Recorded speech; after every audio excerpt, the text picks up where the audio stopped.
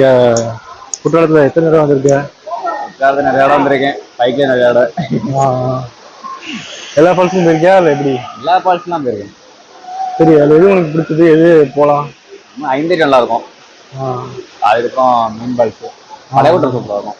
அடி நிறைய டம்மு அடி நல்லா இருக்கும். டைகர் ஃபால்ஸ் அதெல்லாம் போயிருக்கேன், நல்லா இருக்காது அவ்வளோ. அது ஃபேமிலியாக போய் ஃபேமிலியாக போயிருக்கோம். இந்த ஓல்டு ஃபால்ஸ்லாம்? ஓல்டு ஃபால்ஸா? அது நல்லா இருக்கும். அப்படி மேலே இருந்து இல்லை, இது மாதிரி வராதுல்ல. அது எப்படி? அது இன்னும் ஹைட்ல இருந்து வரும்போது ஹைட்லேருந்து வரும்.